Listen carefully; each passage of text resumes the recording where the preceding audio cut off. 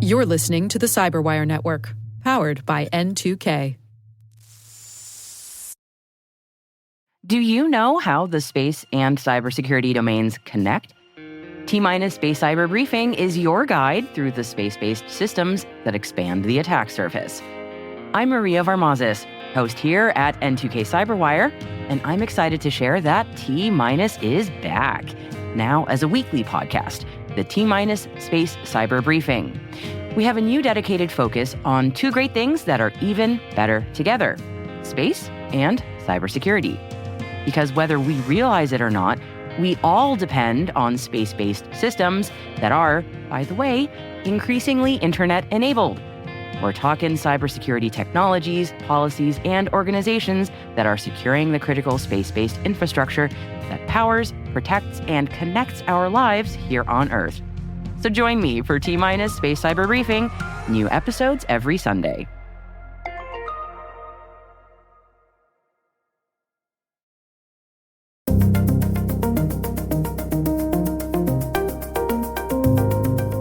Hello, everyone, and welcome to the Hacking Humans podcast, where each week we look behind the social engineering scams, phishing schemes, and criminal exploits that are making headlines and taking a heavy toll on organizations around the world. I'm Dave Bittner, and joining me is Joe Kerrigan. Hey, Joe. Hi, Dave. And our N2K colleague, Maria Varmazis. Maria. Hi, Dave, and hi, Joe. We've got some good stories to share this week, but first, let's get into our follow-up here. We've got a lovely kind note from someone named Don, who wrote in and said, "Hello, I'm a fan of your podcast and may have a story you might be interested in. I lived in Japan for 15 years and studied a martial art there." It's a little on the nose, don't you think? Yes. I now live in Colorado and have a website for my dojo with my email address I use for dojo business on the site. That is probably how these got sent to me. I checked my spam folder this morning and found 2 emails claiming to be from the Japan pension system. I did pay into it and will get a small payout in a few years, but they, of course, use the email I use for dojo business and not the one I use with my in-laws in Japan. As I said, 2 emails, but from different addresses. One seems almost certainly from China. The headers and such are the same as the legit pension system. Of course, they're saying there's a problem that needs to be dealt with right now or there will be dire consequences. There's a link claiming to go to PayPal in both. I, not being Maria, did not click on it. Good job. Good job. But I am certain it does not go to the actual PayPal login, and my credentials would be used in seconds after I punch them in wherever the links go. Despite being from 2 different email accounts, both list a fee of about 26,000 yen, fairly small potatoes. Anybody know what that is in real money? $26, Okay. basically, or $260 or $26. One of those two. $260. Yeah, 10 to 1, I think. All right. Yeah. Don says, I've shared these photos with groups devoted to Bujinkan. Bujinkan. Okay. He says it's sometimes called BoozyCon after all the drinking that they do after training. Tracks. So I suppose other groups linked to any martial arts organization with headquarters in Japan will be targeted in the future, if not already. You may note, he included some screenshots. You may note I did crop them so you won't be able to make fun of how much battery life I have left. He's paying attention. Don, yeah, this is a dedicated Don. listener. Thank you for the work you do and the way you make it fun. Since Maria's joined, I've noticed just how much better the interactions have gone. Joe and I both agree. Yeah, 100%. Arigato, Don-san. You lived in Japan for a while, didn't you, Maria? Yeah, a little bit. It was Japanese was my minor in college, so Nice. yeah. Okay, very good. Yep. Don says, when one of you 3 is absent, it just isn't as great. Please keep up the work and say hello to the chickens for me. All right. Well, thank you, Don. It's a very nice letter. Very nice, kind note, and sounds like you've got things under control there. I will tell the chickens that Don says hi. All right. We're going to take a quick break to hear from our sponsors, and when we come back, we will dive into our stories.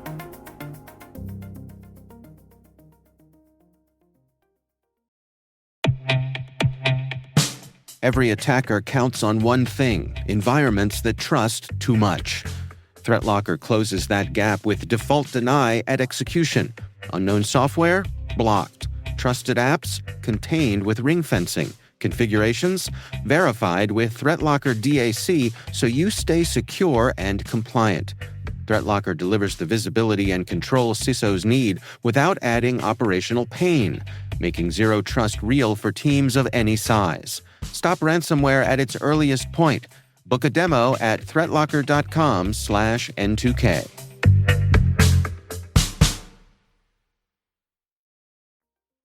And we are back. Joe, you have the honors this week. You want to start things off for us? Last week, I bummed everybody out with my horrible story about the woman who lost, and her family were now homeless. Mm-hmm. So I figured this week I would come in with 2 stories. I have 2 short ones, but they both have happy endings. And the first one comes from our friend, Mallory Sofaste, friend of the show. Yeah. Right up the road in Baltimore. And this is a story about a guy, Matthew Middleton. And it says he almost fell for it. Somebody calls him out of the blue and says, here's some life-changing information. My name is Dave Clark, and you have won the Reader's Digest and Publisher Clearinghouse sweepstakes. Oh. And he said, Dave in air quotes says, he said, I was the winner of $9.4 million and a brand new Mercedes-Benz.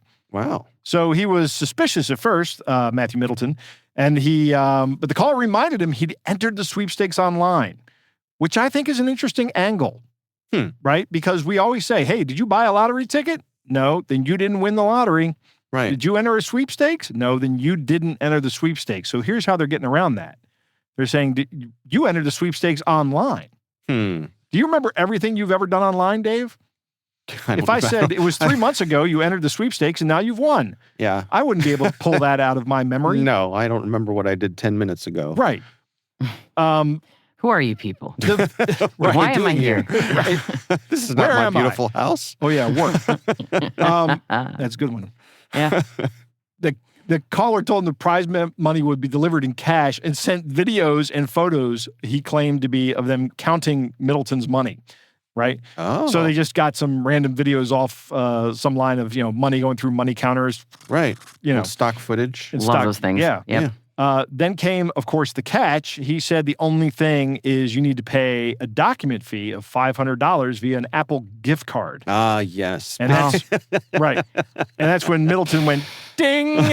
There's my red flag. Right. We need a red flag sound. Right. That's true. I'll have to ask the audio guys. What would a red flag sound like? I mean, I could hear a flag thwapping in the wind. Yeah. But a red flag's more like a little... What about the sound from Family Feud? You know, the strike sound. That's pretty good. yeah, that would be a good one. That'd be good. All right, we'll work Big on red that. X. Yeah. So Matt Middleton does something very smart here. He says, let me contact Mallory. Meaning Mallory Sofaste at what is it? WMAR. WMAR. Yeah. I almost said WMAL, but that's in D.C. Yeah. Also featured in The Day the Earth Stood Still, by the way. If you go back and watch that movie, there's somebody with a WMAL microphone sitting on the desk. Great story. Yeah. Anyway, he calls Mallory. Mallory, of course, says, "Yeah, it is a scam. You are not." So Mallory, the thing I like about this story is that Mr. Middleton thought it was a scam, reached out to somebody he knew as an expert, Mallory Sofaste, and Mallory was like, "Oh, absolutely, that was a scam," and he is very grateful. Yeah. So that's over. Interesting in this story is the guy was persistent about it. The guy was very persistent and almost had him believing it at the end of the story. But once he asked for the Apple gift card, that's when the red flag went up. Now, if you remember a couple of weeks ago, I talked about how somebody tried to scam me, calling me from the Carroll County Sheriff Department, again, with quotes around the Carroll County Sheriff Department. Yes. And I said, "Oh, well, let me get your name and your badge number. And I'm going to call the Carroll County Sheriff's Department back, and they're going to route me right to you, right? And then we can discuss this matter. Because this is an inbound call, and I don't really trust it. I know a lot of scams go like this. But the guy was really aggressive, and it was not as easy as I would have thought to do this, right? You know, I always thought, oh, yeah, another scam, ha. But the way these guys call you on the phone, they get you not thinking about it, right? Yeah, off kilter. Right. And one of the things Mallory asked in this article is, did you let yourself imagine what you would be doing with that money? when you got it. And he's Oh. like, I did imagine that. Yeah. So, I mean, Dave, imagine if you had $9 million. Oh, only 9? Yeah. Be a downgrade for me. Right. No, I'm kidding, of course. Yes. I would. There are many things I could fantasize about, things I would use $9 million for Right. sure. Yeah, exactly. Mm. Yeah. So thank you, Mallory. And thank you, Mr. Middleton, for sharing your story. My next story comes from the Los Angeles Times, and this person has elected to remain anonymous, the victim here. But let me tell you what happens. He first gets a suspicious text message, and then he gets another communication that was a return phone call and a plea to call him immediately. And this is, by the evening's end, this is a senior citizen in Ventura, California, who eventually hands over $25,000 to somebody who has said, we've locked your account, your bank account. Your bank account has been associated with distribution of CSAM in Canada, right? You need to take $25,000 in cash and meet somebody at a location. Here's the code word, right? They do all this stuff. And he does that. And then a little while later, he starts thinking, that might have been a scam. So he calls the police, and the police are there interviewing him, right? And this is where the story gets good. Okay. So what do we say about criminals on this show all the time with these social engineering attacks? So they hit you once, what are they going to do? Oh, they're going to come back for more. They're going to come Oh, back yeah. for more. Yeah. This guy Milk had that no cow. problem getting $25,000 together. So let's Right. hit him up for $50,000. Yeah. They call just as the victim is sitting down with the police to discuss it. They call him and they say, "Hey, it's us again. Now we need $50,000 to keep you from going to prison." Uh-huh. Right? And the cops go, "Oh, awesome. Where would you like us to How meet you?" often does this happen? Right. for This the police? almost never happens. Right. Right. So they said, act like you're going to give him 50 grand. And Ventura police arrested 2 of them, a man and a woman. The woman was the one making the contact with him. And as soon as the cops showed up, she tried to run, but they caught her. Right. And then the man, they caught him too, and they got the original $25,000 back from him. And both of these people have now pleaded guilty to elder abuse, which okay. I think fraud might be more of a maybe, I don't know, maybe elder abuse has a bigger crime or bigger sentence. Yeah, I don't know. Higher I mean, sentencing who guidelines? knows? With the police, I'm sure did, what they thought was best going to get them a conviction. I guess. Yep. Yep. I would hope so. Yeah. So they're they both pled guilty, and the guy got his money back, which is great. I'm very happy to see that. I mean, one of the things as you were describing the story that I was wondering was, would the people at the drop site, the people who were there to collect the $50,000 or the $25,000, might they have just been money mules? They might have been. Because we hear that pretty common too. Like they'll just send a courier, Right. so that this police situation doesn't happen, or at least I guess makes it harder. Yeah. That's an excellent question, but apparently in this case, no. Yeah. These were the guys running the scam. And I mean, as indicated by the fact that they got that $25,000 back from one of them. That's great. This reminds me, this is not my story today, but it reminds me of something I saw just earlier today in our local community, Joe, where somebody in one of the Facebook Marketplace groups was selling a laptop. And someone contacted them. They agreed on a price, agreed to meet in a public place. They met, everything felt safe. The person who was buying the laptop counted out all of the cash, put it in an envelope, handed the envelope to the person. The person handed them the laptop. They went their separate ways. The person with the laptop opened the envelope, and it was full of just paper scraps. So the person who was buying the laptop had used some kind of sleight of hand to make it appear as though they were handing them the envelope full of cash, but it was actually not full of cash. Really? Yeah. Like a magic trick. Exactly. Exactly. That takes some actual skill. Yeah. Right.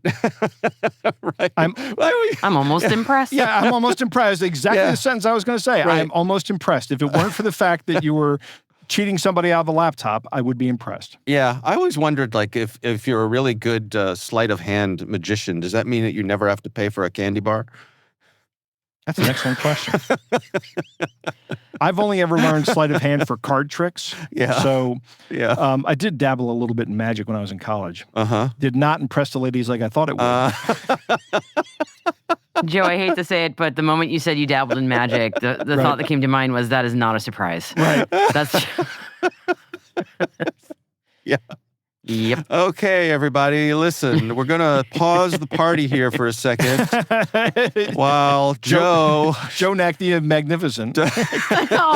Oh, no. Nice cape, Joe. Yeah, you like the top hat too? Yeah. Right. Except you don't have a rabbit, you have a chicken. Yes, that's right. Watch me pull a chicken out of my head. Right. Yeah.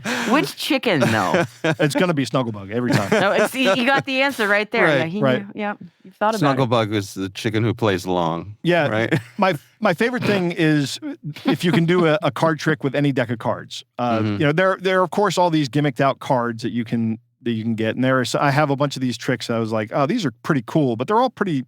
You know, if you think about them for half a second, some of them are good, but most of them are kind of lame. Yeah. But the thing you can do with any card deck. I mean, I'll tell you, I was doing this trick for one of the kids in our friend group, Mm-hmm. and like halfway through the trick, you're supposed to make it look like you've messed up, and this kid's like, "Do you need me to show you how to do the card trick?" Right? And I'm like, "Yeah, maybe. Hold on. Let me try something else." Right? And that's actually part of the trick. You know Yeah. what's going on. Okay. And then at the end, when I've shown him like a bunch of different cards, and I slide his card across, and I say, "But this," and I like 4 clubs. That's your card, right? And he looks at me like shocked, and he turns it over, and there it is. And he's like, "How'd that even get there?" It's a really good trick. It's the only one I know right now. Okay. You can practice it for the chickens. Yes. They'll be very impressed. Yeah. Yeah. All right. We will have a link to both of Joe's stories in the show notes. My story actually comes from the Wall Street Journal, and this is about a man who got caught up in a travel scam. And it ended up costing him over $12,000. So here's a Ooh. nice little cautionary tale. So this is a man named David Calder, who is a retired engineer, happens to be from our great state of Maryland. And he says he's a seasoned traveler. He's visited over 30 countries. And he got caught up in a scam that started when he got what looked like a routine flight change email from Lufthansa. Did I say that right? Lufthansa? Lufthansa. Yeah. Lufthansa. So the airline said that he'd missed a connection to Budapest and he needed to rebook. And he couldn't get the link to work, so he did what lots of people do. He Googled the airline's customer service number Mm-hmm. and he called them. Right. And the person who answered sounded legit. They had his confirmation number. They found alternate flights on partner airlines. But they told him that he needed to pay more than $12,000 upfront for the changes, and there would be a refund coming later. Wow. Damn. I'd be like, I'm walking home. I'm $12,000. Right. 12 grand. Yeah, No way. I'll swim across the ocean. That's Right. crazy. right. I can take a cruise for that much money. Mhm. Well, he approved the charge, and the scam unraveled the next day after additional fraudulent airline tickets appeared on his credit card. Mm-hmm. Only later did Lufthansa confirm the rebooking had been made through a third-party agency, not the airline itself. So it Weird. So it sounds to me like this could have. It seems to me like this was somebody who had access to the travel booking system, Right. which is not a very high bar. Yeah. I know someone who used to run a travel agency, and Oh, I remember those. yeah, Yeah. not anymore. But you used to run a travel, and they could print tickets right there in the office, and Yep. they could do all kinds of things. So anyway, the warning here is that, a travel scam, it doesn't look sloppy or obvious. Everything looked right to this person. And How did he get the scammer's number from Google? Was that a fraudulent ad, or was correct. Yes. okay. Yeah. All right. So Yep. he did a search. He probably did a search for Lufthansa customer service, Mm-hmm. and an ad popped up with the phone number, which he dialed, Right. which was a scam ad that connected him to the people pretending to be Lufthansa. Right. But it seems like whoever they were, somehow they had access to the travel system. They were able to do some things, but then they did a lot more than that once they had 12,000 his credit things. card Yeah. information. Wow. And in the end, he says that this cost him months of disputes, police reports, and frustration with his bank. He says, never trust the first customer service number you find in a search result. Yep. Go directly through the airline's app or official Yeah. website every single time. Yep. I hadn't really thought about the app. That's a Right. good idea. Right. Yeah, I had resisted doing the app thing because I hate that everything requires an app now. Like, Yeah. I really, really hate it. But I will say, for airline travel, that is genuinely the best way to book or rebook or get any customer service. Like, they want you to use the app first. And I'm a convert now. Okay. But yeah, I really didn't want to, though. I just was like, oh, I want my everything printed on paper. I don't want to deal with my phone, but genuinely, the app is the way to go. When you fly domestically, Maria, what's your airline of choice? It depends on where I'm going to. It used to be JetBlue. Okay. Nowadays, it's a toss-up between United and Delta. Okay. But again, I'm in the Northeast, so I don't have access to like a lot of the other.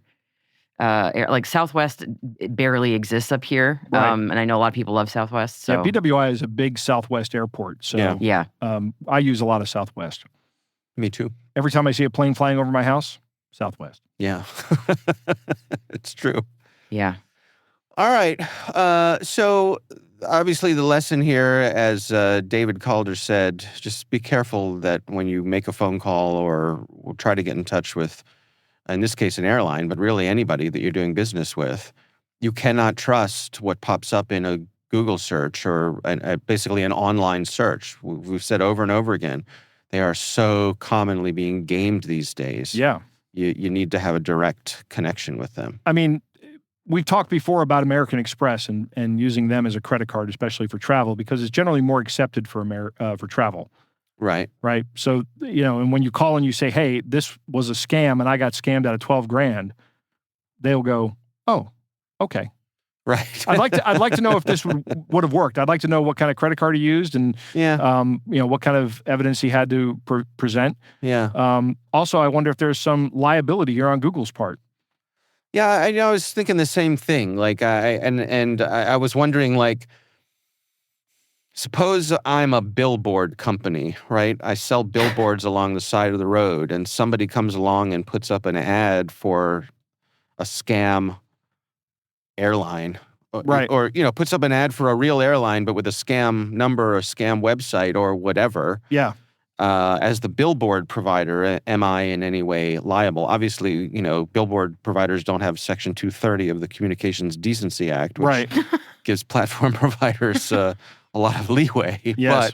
But yeah, it's an interesting question. Yeah. What kind of due diligence they do? Are we headed in that direction where Yeah. we could see some liability from? Because it sure seems like they're not doing much. Right. They'll tell you they're doing a lot, and they'll float these huge numbers about all the millions and millions of scams and fraud that they eliminate on the platforms, and I'm sure all that's true. Yeah. But the fact that this still happens all the time means that they're not being very effective. It's like when you're talking population numbers, right? Like, America has the most automotive deaths they say America has the most automotive deaths in the world.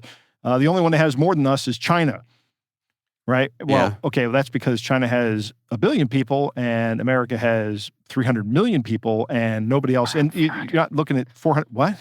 We're at well over 400 million now. Are we now? Oh Wow. yeah. Oh, Yeah. really? I have to look Oh, that yeah. up because I hadn't heard that.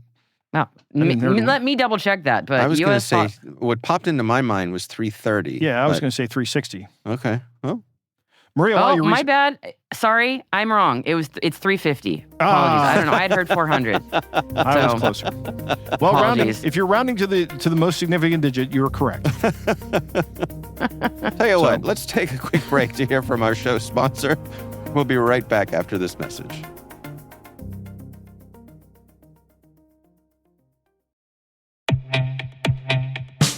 Most environments trust far more than they should, and attackers know it.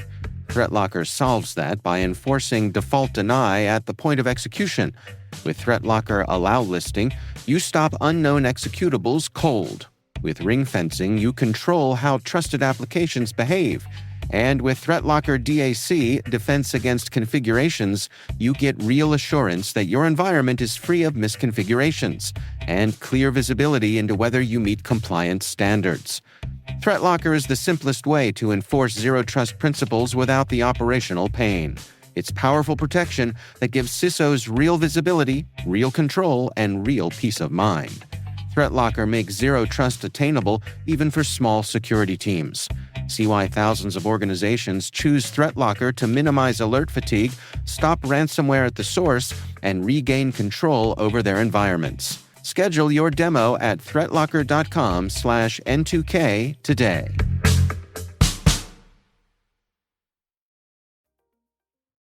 And we are back. Maria, it's your turn. What do you got for us? So there's a scam going around that in my neck of the woods, and I'm sure it's going around in a lot of necks of woods. This one Necks of woods. Necks of woods. This one is going around in the news. Thank you for properly pluralizing that. That was You're very like good. attorneys general. Yes, you're welcome. Up here in Massachusetts, in Springfield, Mass, WWLP, a story via Emma McCorkindale. Thank you, Emma. About a story coming from the Springfield Police Department of a potential scam call relating to a fake safety kit being marketed at parents of young children through a local elementary school. And I was just like, okay, as a parent of a child in elementary school, I was very interested in this story. So let me just start with first what the scam is. There is a mailer going out to parents of a local elementary school up here in Mass that's got the school name right at the top of the mailer. So it seems to be official and affiliated with the school. And either in the mailer or as a subsequent follow-up from this mailer, it's asking for the child's full name, address, birth date, social security number, fingerprints, physical description, emergency contact, clear photographs, medical information, as well as any information about disabilities or mental illnesses. And the idea with this quote-unquote safety kit is that it's a service offering to help you collect all that really important information about your kid and hold on to it for you.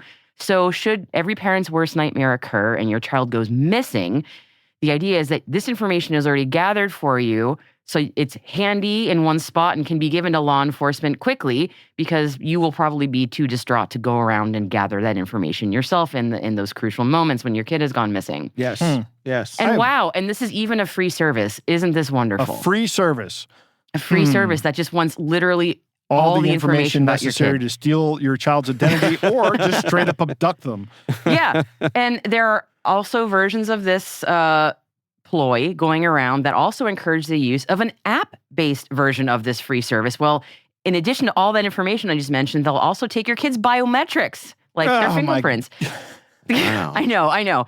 And so you'll have it all in one handy spot. So there is some tiny fine print on the bottom of this mailer that says that this is actually a service provided by a life insurance company. And so if you start reading about this mailer and similar ones over the years, apparently before the kit supposedly arrives, and I don't know if it actually ever does, there's apparently a Zoom call that you are set up to join, and where they will introduce the kit to you and how you use it in case your kid goes missing. But also, gosh, when you're thinking about it, funerals are really expensive, aren't they? And Oh, man. man, if one of you parents just dropped dead, who would provide for your child, especially if they're missing, I guess? Man, wouldn't life insurance just make so much sense? So if we could just get your banking and routing numbers to set that up, that would be super easy peasy. So like, Wow. It's an upsell for life insurance for the parents. yeah.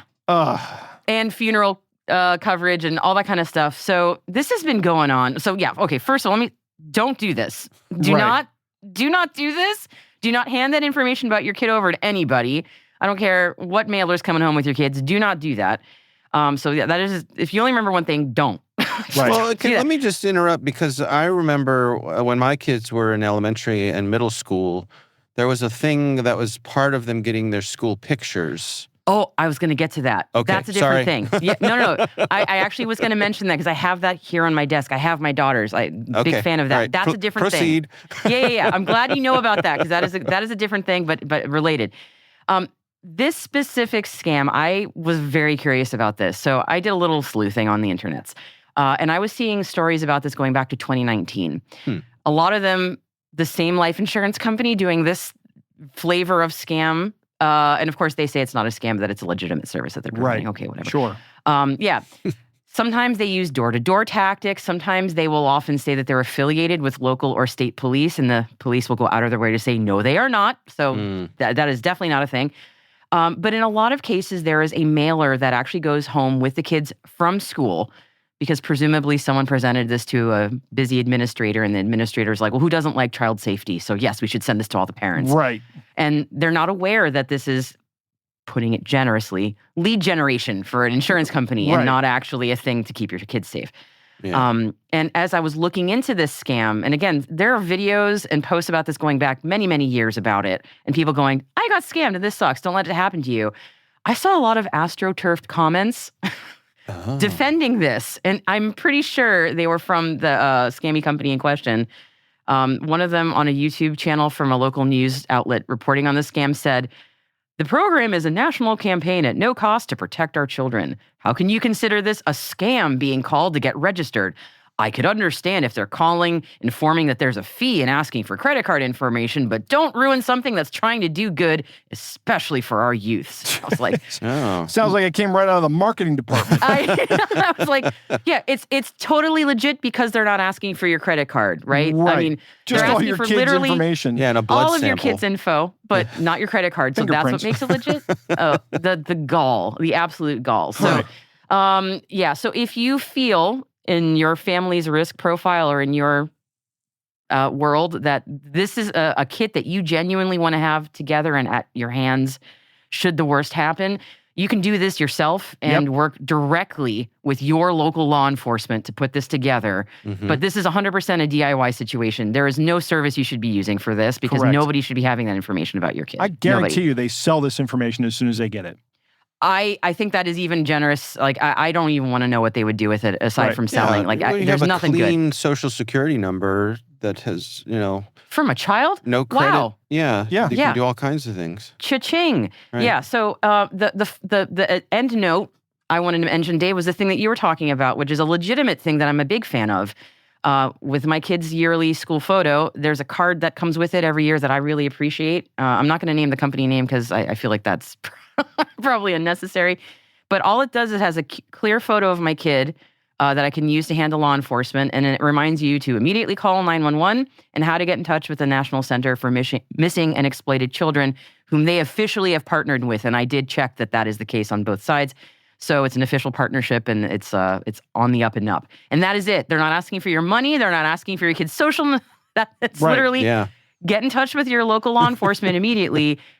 Reach out to the National Center for Missing and Exploited Children and go from there. Yeah, Like, time is that's of it. the essence. Yes. Yeah. Yeah. So you don't want a third party in the middle of that. I have Ever. a story about this, similar to this. My dad actually did put these together for my brother and myself when Oh, we were did he? kids. Yeah, he actually took us down to the police station and had us fingerprinted.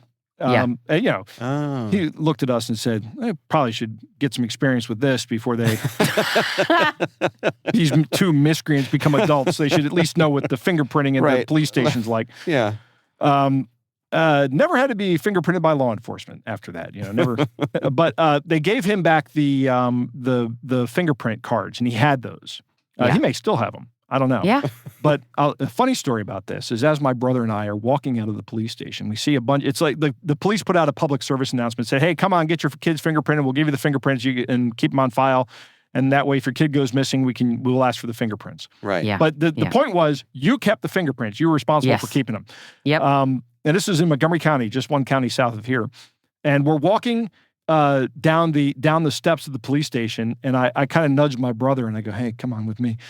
And there's like, Let's go rob a bank. no, there's like 5 kids okay. walking up, and I go, "Oh, my fingers! It hurts so bad." Oh no. And my dad and my brother starts doing the same thing. Oh, and my dad on the steps of the police station slaps both of us in the back of the head. Oh my It's like, gosh. knock that off. Yeah. Yeah. Listen, I'm glad your dad did that. He felt Right. that it was an important thing to do. And again, that's the way to approach it if this is something you want to have done. Yes, go absolutely. go to your local police and do it. Don't Absolutely. go through some other Yeah. party. Yeah. And ignore any jackass kids coming out telling you that it hurts. It does not hurt. We had those pictures, the ones from the school photo, we put on our refrigerator, with magnets, Mhm. and then one day I got a passport photo, so I put my photo up next to the kids. In case you go missing. Right. Yeah. Well, my wife was like, "Why did you put your picture on the refrigerator next to the kids?" And I said, "In case I go missing." To To remember me by. Right. Yeah. I said, "So you can just hand it to the police, and they'll know who to look for." Right. Yeah. She I don't know. She didn't think that was funny. No. Well, did. I mean, it's that or they're going to use a terrible picture of you from Facebook. So, Right, right. Maybe like, with a don't- chicken on your shoulder. That's true. But to be fair, Joe, if you went missing, you probably would have a chicken with you. I mean, yeah, good chance. yeah. Good chance. Can I grab a chicken before you No, kidnap he me? wouldn't starve to death. Right. I'm thinking eggs. Right. Eggs. Eggs. Eggs. All Drumsticks. right. We will have a link to that story in the show notes. Joe, Maria, it is time for our catch of the day.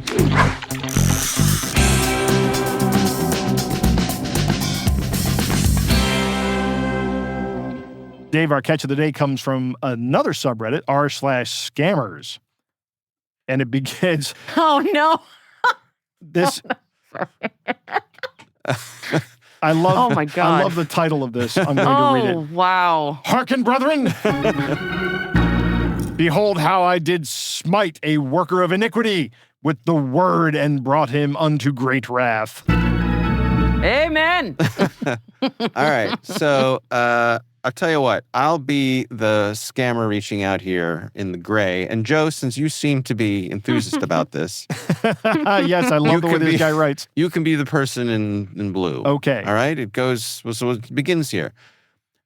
Hello, dear friend. How are you doing today? I pray this message meets you well. Peace be unto thee, stranger. What tidings dost thou bring me on this day which the Lord hath made? Amen. I bring great news. You have been selected randomly by the Global Relief Foundation to receive a blessing grant of $50,000. Kindly reply yes to claim your funds. Oh, Verily, verily, I say unto thee, the love of money is the root of all evil. Lay not up for yourselves treasure upon earth, where moth and rust doth corrupt, and where thieves break in and steal. Sir, I do not understand. This really is a blessing from God. You just need to pay a small clearance fee of $50 so the delivery agent can bring the cash to your door. Are you ready? What profiteth a man if he gain $50,000, yet lose his soul to the delivery agent? Get thee behind me. What is it? Something of Worker of iniquity. worker. Yeah. worker of iniquity. What are you talking about? Who is iniquity? Sir, listen to me. This is not a joke. Go to Walgreens right now and buy a $50 Apple gift card and send me the picture of the back. Thou speakest as one of the foolish women speaketh. Yes, I'm not. What's with the sexism in I this don't know. episode I'm today, not down yo? with this. What is going on? Shall I journey to the merchants to buy deceitful wares? Nay, my feet shall not walk in the counsel of the ungodly, nor stand in the way of the apple store. Are you crazy? Stop talking like Shakespeare and listen. Do you want the Shakespeare. $50,000 or not? Just go get the card. It's King James, you heathen. Yes, Anyway. jeez. Jeez. Gotta know your medieval literature. He that hath ears to hear, let him hear. Thy tongue frameth deceit like a sharp razor. Woe unto thee, for thou art weighed in the balances and art found wanting of gift cards. Listen to me, you idiot. I'm trying to help you here. I have the money right here. Stop wasting my time and send the code. Thou art a stiff-necked and rebellious generation. A wicked man hardeneth the face. The Lord shall smite thee with a madness and blindness and a frozen WhatsApp account. Okay, F you, man. You're crazy in the head. Burn in hell. Yea, though I walk through the valley of the shadow of death, I will fear no scammer. For thy rod and clearance fees comfort me not. Depart from me, ye accursed, into the everlasting fire, prepared for the devil and his telemarketers. I like that one. Wow, end scene. That's from Matthew chapter 25, isn't it? I'll take your word for it. Peace be unto thee, the reader. Chapter and verse. Just All chapter. right. Well, yeah. I mean, that's a good way to deal with a scammer. Just Yes, I think, weird them out. I think that I may do this next time rather than them getting Mabel Johnson on the phone. They may get this character that I just created now. I love how exasperated the scammer was getting. Like, Right. do we really have to go through this? Just go get the gift card. Come on. Like, I don't want to do this dance with you right now. I'm just sitting here in this bullpen. I got to make 100 calls an hour. Right. You're ruining Please, my with the average. Fire and brimstone, foghorn and leghorn going on there. It was Fire, just, brimstone, foghorn, and leghorn. Yeah. All right. Well, That's a is good our one. catch of the day. And of course, we'd love to hear from you. If there's something you'd like us to consider for the show, please email us. It's hackinghumans@n2k.com.